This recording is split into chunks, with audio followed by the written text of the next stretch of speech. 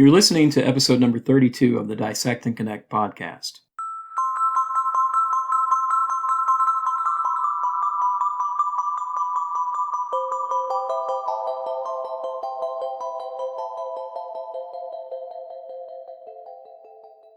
Hello and welcome to the Dissect and Connect podcast. I'm your host, Mike Wade. This is the podcast where we explore population health issues impacting your community. Dissect and Connect is a service of New River Valley Community Services and the Montgomery County Prevention Partners.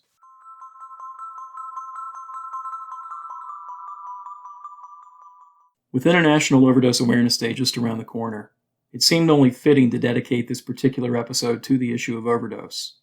With that in mind, my guest today is someone who I happen to know on a personal level. In fact, she's a member of my extended family. Erine Cressell, who herself is in long-term recovery, has been profoundly impacted by overdose, losing not one but two loved ones to overdose.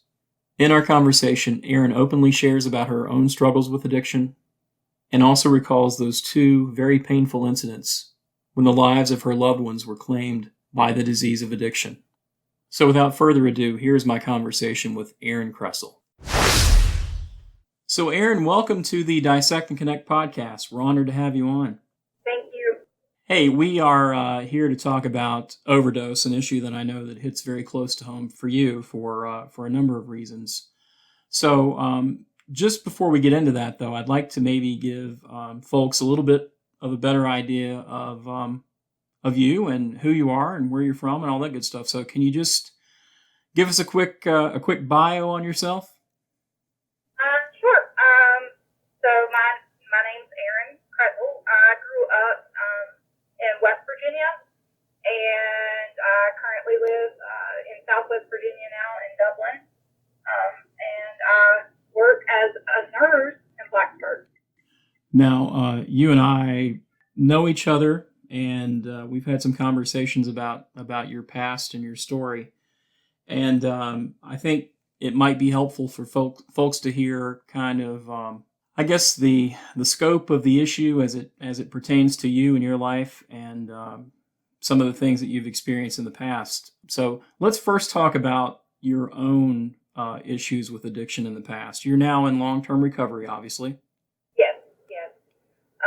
Well, I mean, I grew up in a household full of addiction. Some of my earliest memories of a kid is watching my parents silently fight with each other, and my dad drinking and using drugs. So it was a lifestyle that I was very familiar with. So, that kind of, I think, paved the way a little bit for me seeing that type of life as a normal life, and experiencing being abused myself as a child by my father. My mom, when I was about 14 years old, I think was when she started to spiral out of control, and she pretty much disappeared on Christmas Eve of that year after we had tried multiple attempts to get her to go to treatment. She called us on Christmas Eve and said that she didn't want to have kids anymore, that she needed to be selfish for herself right now and not to try to find her. And we didn't hear from her for 4 years. Wow. I was a senior in high school when we finally caught up with her and found her, and she moved back to this area. And so I had made a decision when I was a teenager. I thought, well, I'll never live this life. I'll never be like them. And I was very determined. So as a teenager, I was really awesome at sports, star softball player for our high school. I was an excellent student.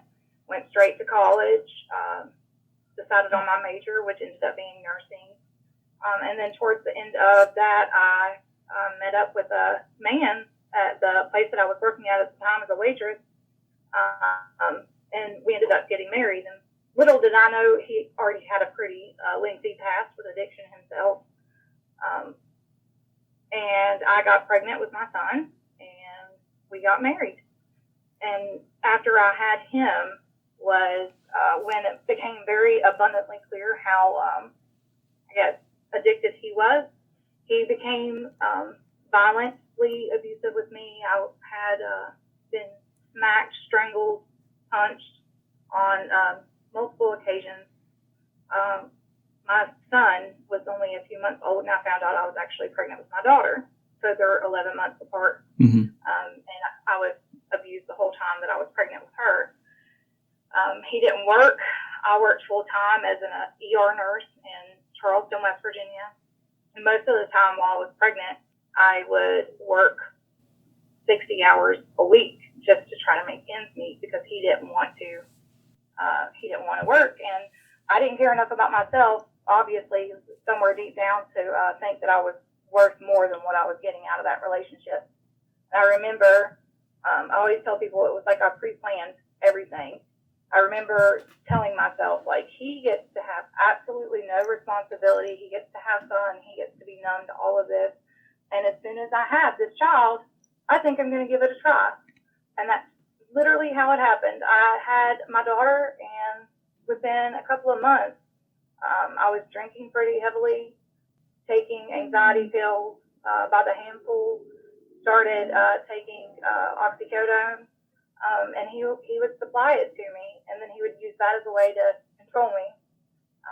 And then that continued to just get worse, and I would find myself trying to find it in other ways that I shouldn't have been. And I was working as a nurse through all of this and putting people at risk because of my addiction. And none of that really mattered to me and the risk that I was putting my kids at. So that continued to get worse until my husband and I had a pretty serious altercation. And I got hurt pretty bad. And I was in our bedroom laying down, just resting. I think I had taken a pretty hefty dose that day too. And I woke up to a sheriff's deputy knocking on the door saying that they had found my daughter outside in the street. Mm. And it didn't take long, of course, before they took our kids away.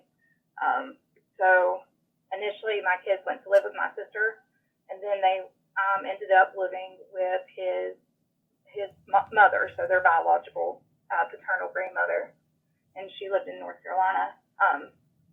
And for the next 8 months, we lost our house. It was a beautiful home, our vehicles, our kids. We were homeless, going from person's house to person's house, and ended up living in a hotel. Literally, the best description is a roach hotel. It was disgusting. It was nasty, but it was cheap. And we got to pay by the week. And in July of 2009, I remember him and I using together, and it's very vague memories. I remember going to bed and waking up the next morning, and he was in between the two beds of the hotel room laying in the floor, and I thought he had just passed out, and when I went to wake him up, he was ice cold. Mm. And I knew, and I tried to start doing CPR. I tried to start doing CPR on him, Mm-hmm. and I just knew. So I picked up the phone, and I'm still pretty under the influence myself, and it's crazy, like, for me to think back on it and be emotional about it now. But to remember the way I was in that moment was just so numb. I had no emotion whatsoever. It didn't hit me. Mm-hmm. And I called 911 and I said, I need somebody to come here because I just found my husband dead of a drug overdose. And I was just as calm as I'm saying that to you right now. So his mother having custody of our kids, she didn't forgive me for that. Mm-hmm. She blames me still to this day for his overdose. And she had custody of my kids. I luckily got to a point where I ended up having to be in front of a judge who had decided that people like me needed a chance, that people in my profession were at serious high risk for addiction and alcoholism, and that she hoped that I could get my life back together, my children back, and get my career back one day. And so she sentenced me to treatment, and that was in West Virginia. And I had already moved in with my mother and her husband, because nobody else would take me in at the time because of the way I had been living. Right. And there was a lot of drinking and drugs in that house as well. So I went to treatment at New Life because that's where the closest to us was. And I completed the 30-day treatment there. It's not an easy task. It's a tough place to go, but it's, in my opinion, the best place to be in this area, just because they really made me look at myself in a different light. And I completed all of the aftercare part of it too. And I remember when I was getting out of treatment and going to meetings, and I was at a meeting the day before I was released, and I said, or I had a member say to me, he said, "What are you going to do when you get out?" And I said, "Well, I'll be here." And he said, we won't see you again. That's what they all say. And I said, okay. And I kind of got resentful of him, and I went to probably 3 meetings a day for the next 6 months just to prove him wrong. Wow. Because that's just like the personality I have. So if you tell me I'm not going to do something, then that just makes me more determined that it's going to happen. So I didn't have anywhere to go when I got out of treatment, and I remember Kat Saunders saying to me, she gave me every opportunity, different places that I possibly could go, but for some reason I just wanted to be near my mom. I don't know what it was, maybe because it was just the comfortable part of it. Mm-hmm. And I went back to live with her, and I remember Kat saying to me, she said, when you relapse, she didn't say if you relapse, she said when you relapse, she said you'll be lucky if I take you back. And that sounds kind of harsh at the moment, but she knew what she was doing to me. She knew she was motivating me. And so, also I was determined to prove her wrong too. Because, that was some good motivation for me early on. But I moved back in with my mom and my stepdad. And that was a hard life to live, clean and sober, in a very not clean and sober environment. I would imagine. I can see why they don't want you to do it. Mm-hmm. Whenever I end up sponsoring people, I always tell them, just because I succeeded at it doesn't mean that you should try.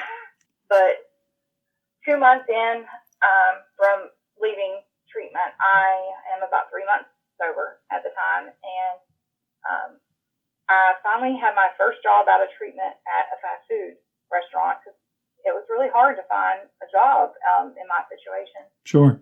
And I was getting up for maybe my second or third day of work, and let me back up. I'm sorry. So a couple of weeks before that, I had gotten up to go to aftercare, and I walked into the living room, and I found my mom on the couch, and she had urinated all over herself, and she was unresponsive. She had overdosed, but she was still alive. Mm-hmm. And I got my stepdad. We called an ambulance, loaded her up. She was on her way to the hospital, and I'm following this ambulance, and I remember, because I think somewhere deep inside, I knew I couldn't keep living that life. Something needed to change. And I remember asking God, I said, something's got to be different. I can't keep living this insane life over and over again. Either you help her get help, or you go ahead and take her, because obviously she's miserable. Right. And so a couple of weeks later, I was getting up, getting ready to go to work, and walked into the living room, and I remember just this eerie feeling coming over top of me, and she was, again, on the couch. She didn't say anything, and I walked over to her, and I saw that her lips were turning blue, and she had no pulse. So, sorry. So I started CPR on her. I pulled her down on the floor, and I remember screaming for help, and people came running into the apartment, and I told them, I was like, call 911. And I felt like the ambulance took an eternity to get there. So I continued to do CPR on her until they got there. They loaded her up. And that was a moment that I decided I hated addiction so much. I just really wanted to declare war on it, because Right. I knew what the outcome of this was going to be, was that she wasn't going to live through this. And so I called, my sponsor at the time was at a graduation. This was in May of 2011. And she was at a college graduation. And so I knew she wasn't available, and it was an early Saturday morning, and I knew that my grand sponsor, which was her sponsor, was at a meeting.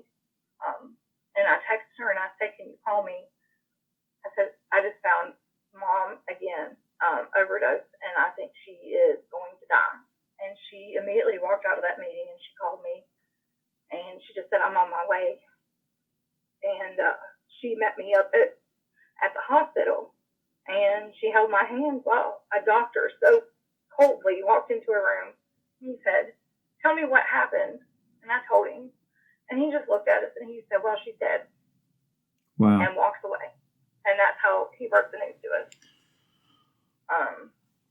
And I couldn't, it was sickening how heartless he was towards it. It was like her life did not matter because she overdosed, because technically she did this to herself. So our grief did not matter. And so that was really tough. Oh, I can't imagine. Yeah. So I was 3 months sober at that time, and I don't know why. I mean, it's by a miracle, but I decided that no, this was not going to be an excuse. I told myself, well, I could fail a drug test at New Life, and they would probably be pretty understanding. We would process it, or and I probably wouldn't get in any trouble. People would understand this. But I made that decision that day that it was not going to happen, no matter what. And so I continued to try to better my life, and opportunity after opportunity would open up. After my mom passed away, I couldn't keep living in the environment that I was living in. And I walked out of that apartment one night with just a duffel bag. I went and stayed in a hotel with a little bit of money that I had, and went back and forth to my stepmom's house in Fair Lawn. She let me move in with her and stay on her couch. And that was literally the only roof over my head at the time. And I used all the resources available to me to find an apartment to live in eventually. And I found a factory that gave me a good paying job, and I was a good employee for them. And I worked there for a few years. And then one day, through all of this, I'm not able to really see my kids. I'm not able to talk to them, because then we go back to the grandmother that holds me responsible for her son's death. So she started letting me have visits with my children for a good year straight, almost every other weekend. I talked to my kids on a regular basis on the phone, up until the point of where I met the man that's my husband now. And she told me that she didn't want me dating anybody. And to me, it was somebody trying to control my life. She got really angry with me that day, and she disappeared with my kids. We had a judge that had released jurisdiction into North Carolina. I couldn't afford to pay an attorney. So my kids disappeared into North Carolina, and I could not find them. And that went on for a few years, and I was constantly obsessed with getting them back while I was trying to work recovery. And I had somebody who'd been sober for 40-some years. He looked at me one day and he said, why are you just doing good enough when you could get your nursing license back? And I was like, they will never give me my nursing license back. And he said, you need to try. And I said, well, what if they tell me no? And he said, well, what if they tell you yes? So that was a good epiphany that he had there. Yeah. So I started to work on getting my license back. It took over a year, but it happened. And then it was trying to get a job was the next step. And doors always open through people in recovery. So I was, a good friend of mine worked at a doctor's office already, and she had been through the monitoring program that the nursing board puts you through. And she went to this doctor and she said she deserves a chance just like I did. And he agreed. So he gave me a job. And I did really well there.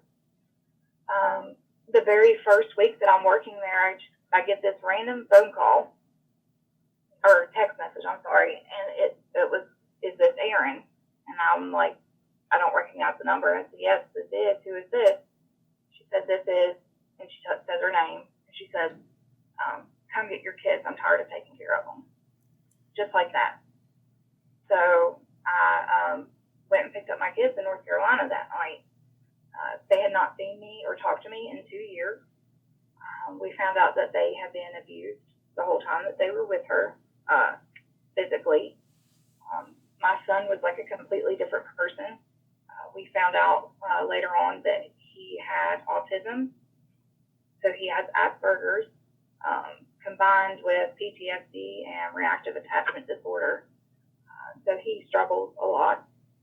But about a year after I started working at that doctor's office, I needed to do better for them, I felt like. And so I started searching, even though I was terrified to find a better job. And I remember sitting down with the manager at the hospital I work with now, and I pretty much told her, I told her the truth about myself. And she said, why should I hire you before I hire anybody else? And I said, because I will not take my job for granted, ever. I said, I will work harder. I will be here every day that you need me to. And I will always be grateful to have a job here. And she pretty much hired me on the spot. She talked it over with HR and the leadership in the hospital at that time. And they were supportive of it. And I've been with them now for almost 5 years. I've been promoted 3 times since working with them. I've been able to be a resource for my kids. They both have issues. My son, unfortunately, right now is in a residential treatment facility. He's been in and out of adolescent psych hospitals. Mm-hmm. And right now he has been in a place lately that he can't be in public schools. So he's been there for about 6 months. So he's been a lot of our concentration right now, just being supportive for him and helping him through it. I mean, that's kind of the Cliff Notes version of everything. And every year that overdose awareness comes around, I'm usually a big advocate for it. I'm not somebody who always screams at the top of my lungs to people that I'm in recovery, but I am pretty open. My mom is an addict, or was an addict. My first husband, my children's father, he was an addict. And overdose can happen to anybody. I see people share things on Facebook like, if Narcan is free to such and such, then so should chemo or something like that. And for me, like, I try to take that moment and educate those people. And I'm just like, well, I don't think that any one life matters more than the other.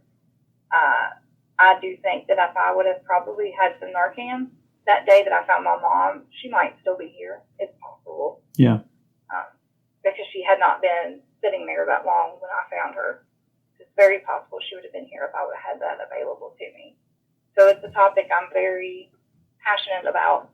And so every year when my birthday comes around, that's the fundraiser I try to do is towards overdose awareness.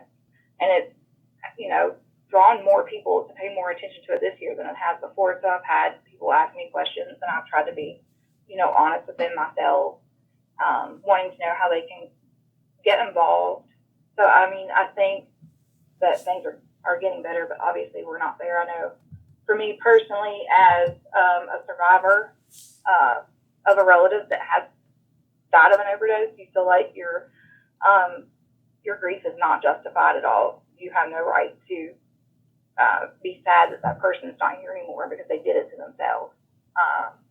And that's kind of society imposing that thought process on us. And so it's like, I don't get to celebrate her life as much as somebody else would that had somebody who died of cancer or died in a car crash. It's like they are more justified to grieve that person than I am my own mother. So it's really hard. Well, you're right. I was just going to say, you're right. Our society is so skewed toward having negative thoughts about folks who struggle with addiction and substance use disorders that if they do succumb to the disease of addiction, it's easy to write them off. Whereas if we have someone who passes away from cancer or a sudden heart attack, that grief is accepted as being, better on some level, whatever that means. But yeah, you're right on target. And I think that's one of the reasons why it's so important for us to call attention to this issue and to take time on International Overdose Awareness Day to really pay tribute to and honor the lives that have been lost. Your mom, your children's father, so many of those lives who have been impacted and unfortunately lost to this issue. And, the end result is they're no longer here. Exactly. And so, I challenge everybody that's listening to this podcast today to try and figure out what you can do the other 364 days of the year to support people who are struggling with addiction, to prevent more overdoses from happening. The data that was shared recently by the CDC shows that we had about 72,000 Americans die from overdose last year. I mean, that's a staggering number. I agree. And I think people have this perception that people that become addicted are bad people somehow, like we're morally incapable of being decent human beings. But I can say that my mom, the mom I remember, the mom I choose to remember, was one of the most kindest, loving human beings to ever walk this earth. She taught me about God, church, praying, having faith, being kind to others, and any ounce of goodness within me is because of her. Because I could have grown up to be a different person in the way that my father was so abusive to all of it. But she was strong and she was kind. And I think she just got to a point where she just couldn't handle that anymore. And it took a long time for me to understand that part of it and not be angry at her for that anymore. So the person I remember is that person. She would have given her shoes off of her feet or her shirt off of her back just to help somebody else. And I try to be that person that goes the extra mile for somebody in need, no matter what the situation is. If I can help, I want to be able to help. And I'm thankful for her for teaching me that. Well, I think that's a very loving tribute to your mom, and I hope that people out there hear that and understand that this happens to good people. It's not a moral failing. It's not a matter of a character flaw or some kind of weakness or defect that an individual has. It's a disease that could quite easily impact any of us in some way. So it doesn't discriminate. That's for sure. Absolutely. If people were to just sit and think, everybody knows somebody that's been affected by addiction. It's just become that common. Yeah. And I think that making a dent in that problem is teaching society that we are good people. And that when we are in recovery, the people that do go into recovery and transform their lives, we all turn out to be some pretty successful people. And that's just, in my opinion, because I think there were a lot of character traits that we had even when we were in active addiction. Most people would say if they would just channel that correctly, look at what they could do. And recovery taught us how to channel that correctly. Changing that stigma. I hate having to be anonymous sometimes because you feel like you're not telling people 100% who you are, unless it's somebody you feel really close with or you can trust, because you just don't know how society is going to react to that, and how they're going to view you and treat you after they know.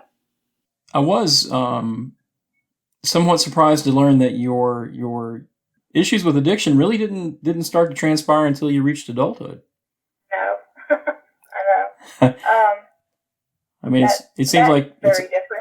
Yeah, I mean, most of the people that I talk to who have struggled with addiction in the past or are in recovery, a lot of them go back to experimenting with marijuana or alcohol back when they were, in their early teens. But that wasn't the case with you, it sounds like.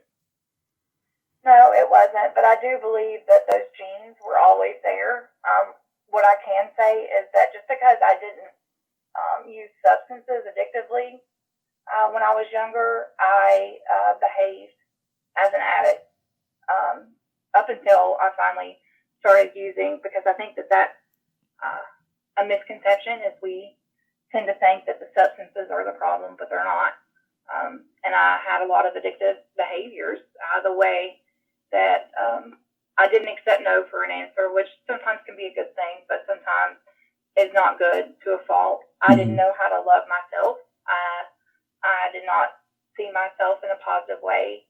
And the relationships that I chose were codependent relationships. So it was like I had all those prerequisites to become an addict, and almost strong-willed for a good while, telling myself I wasn't going to be like my parents. I was never going to be like my mom, or be the mom that I saw. And it's kind of crazy, but I actually went step by step into her path as that mother initially.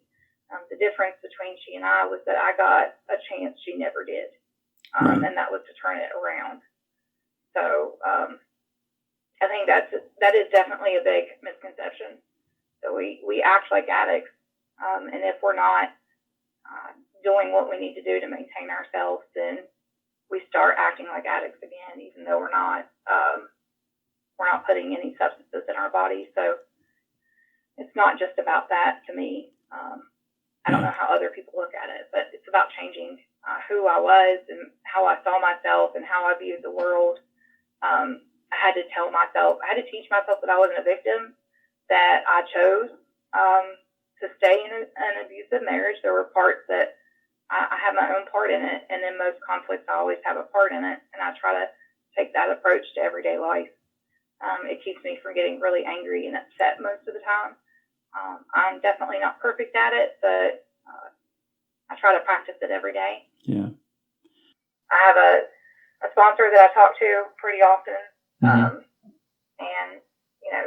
she just lets me. Sometimes I just need to call and rant, and have other people that I'm close to that are in recovery that we just kind of keep each other in check. It's usually how it works, I think, because we've all been there. Right. You talked about the stigma around substance use disorders and addiction. What's the biggest misconception you think people have about folks who struggle with that? I think the biggest misconception is that they think that we're all bad people, or they're a homeless person living under a bridge. The biggest misconception is they don't realize that it could be the person standing next to them in line that looks like they have their life 100% together, because we're really good at, I think, maintaining sometimes that cover. So I think people think that somebody might have to get to a point where they're homeless, or so on, if they're doing drugs, or they're pretty heavily drinking. To me, I think that's how people's perception changes depending on who it is. And some of us, I think it's up to us to try to educate them that it can affect anybody. Yeah, the old phrase "rock bottom" gets thrown out a lot, but for some people, rock bottom means they die, like your mother. I mean, yes, exactly. And I was so glad that you mentioned the whole thing about Narcan, because that does come up quite a bit, and some people thinking that Narcan is really just a tool that folks can use to kind of test their limits as far as their tolerance levels go, and it gives them a chance to just continue to use. And I was really glad to hear you talk about that and how that may have possibly, we have no way of knowing, obviously, but that could have, in fact, saved your mother's life back when that happened. Correct. And I hear a lot of people say, like, you're just enabling somebody. And I don't see it that way, and I wish other people would look at it this way. But, by saving their life with Narcan, you're giving them one more chance to find recovery each time. And I do think that we can plant those seeds for people. I think people think that we should just snap out of it immediately. Oh my gosh, I almost overdosed, so I just need to stop living like this. And it's just, that process is not that simple. Mm-hmm. It's different for everybody what it takes for them to get into recovery, if they do make it there. But what Narcan does is it gives them that extra chance to be recovered, or not be recovered, but get into recovery and be alive, live their life, be productive members of society. So it's not a waste of resources, in my opinion. It's giving people a chance to live. Absolutely. Advice for people that may be listening to this that are struggling with substance use disorders, or maybe they have a loved one that they're concerned about. What would you tell them? If you have a loved one that you're concerned about, of course, you don't want to completely enable them, but they also need to be loved at the same time. They need to know that they have something that on the other side, when they start getting better, that they're going to have a support system. So, keeping that focus on, I will support you through getting better. I will help you in any way I can while you're trying to help yourself get better, but not enabling them. Because I think just saying, I can't be here for you. I don't want to ever see you again because of who you are. That's not as necessarily. I don't think it was the best thing for me. For me, my sister, she was like, I love you, and when you want to get better, I'll be here for you. But until then, do not call me. And she meant it. She changed her phone number. Oh, yeah. And she did not want to talk to me until it was pretty much close to around the time that Mom passed away. It was when we started talking again. Mm-hmm. The first time we had saw each other in probably a year was the day that my mom died. And that kind of reunited us back together. And she was able to see the changes that I was making. For somebody that's out there that's still dealing with this, I just keep, it doesn't matter if you screw up. Really, I think people think that maybe if they screw up, they're trying, that they don't have a chance, but just keep trying. Eventually, something snaps somewhere in your brain, as long as you keep going, trying to get help, whether it's through meetings, church, whatever works for you. Just keep trying, because it is worth it, the life that you can have, and the possibilities are endless. I used to think that was a cliche when I would hear that early on, but it really is true. Well, Erin, and I think you're living proof of that. I really do. Yeah, and again, you've been incredibly brave, I think, in sharing your story and being so open, and I just want to thank you again for that. I think hearing from folks like you who have really lived through hell, to be on the other side of it, and to give people at least some sense of hope, I think is incredibly powerful. So I can't thank you enough for taking the time to share your story. And hopefully for someone that's out there listening, this will be exactly what they needed to hear. Thank you. I'll close out this episode by letting you know that New River Valley Community Services has several events and activities planned in observance of International Overdose Awareness Day, which again is on Monday, August 31st. To learn more, visit NRVCS.org. If you or someone you know is struggling with a substance use disorder, the good news is that there is help available. If you live in the New River Valley, contact New River Valley Community Services at 540-961-8400. Dissect and Connect is sponsored by Teen Connections, a leadership program through Planned Parenthood South Atlantic that empowers youth with the facts about sexual health and the skills to build stronger, healthier relationships. It's free, totally virtual, and you can earn $100 when you graduate as a Teen Connections peer educator in your community. Join a Teen Connections program from home today. For more information, be sure to check out the show notes from today's episode.